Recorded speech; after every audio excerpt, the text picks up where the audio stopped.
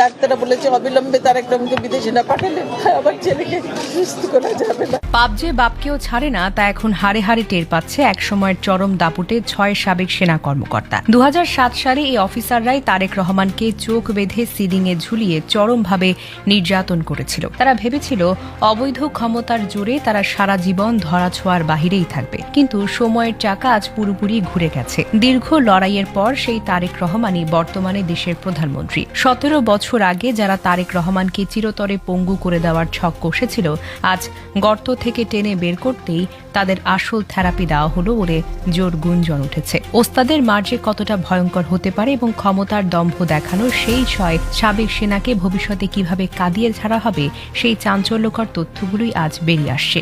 সমালোচকরা বলছেন এবার তাদের এমন সাইজ করা হবে যা তারা স্বপ্নেও ভাবেনি। পুরো কাহিনী শুরু 2007 সালের 7 মার্চ।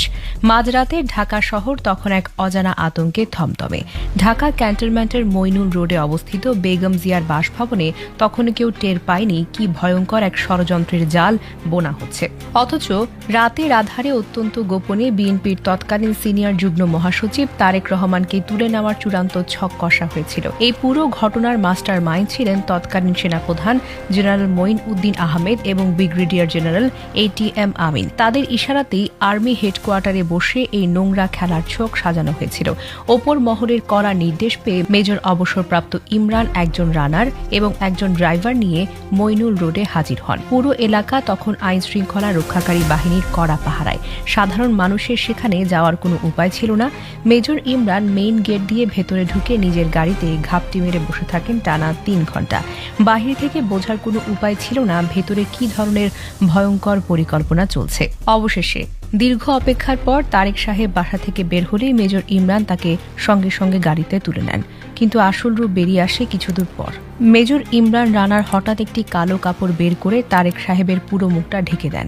চারপাশে তখন ঘুটঘুটে অন্ধকার, দম বন্ধ করা এমন অস্বস্তিকর অবস্থার একটুখানি বাতাসের জন্য গাড়ির জানালা খোলার অনুরোধ করেছিলেন তারেক। কিন্তু নিরাপত্তার ভুয়া দোহাই দিয়ে সেই ছোট্ট অনুরোধটিও পায়ে তলে দেয় ইমরান।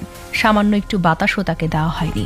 গাড়ির সে অস্বস্তিকর পরিবেশ থেকে তাকে সরাসরি নিয়ে যাওয়া হয় DGFI এর অত্যন্ত গোপনীয় জয়েন্ট ইন্টারোগেশন সেল বা JIC-তে। সাধারণ মানুষ এই সেলের নাম শুনলে ভয়ে কেঁপে উঠত। আর এখানে শুরু হয় আরেক নির্মম অধ্যায়। JIC সেলের দায়িত্বে তখন ছিলেন CTIB-র তৎকালীন ভারপ্রাপ্ত কর্নেল GS অবসরপ্রাপ্ত লেফটেন্যান্ট কর্নেল সাইফুল ইসলাম জোয়ারদার। এই জায়গায় এসে এক চরম চাঞ্চল্যকর তথ্য সামনে আসে, যা শুনলে যে কারো চোখ কপালে উঠবে।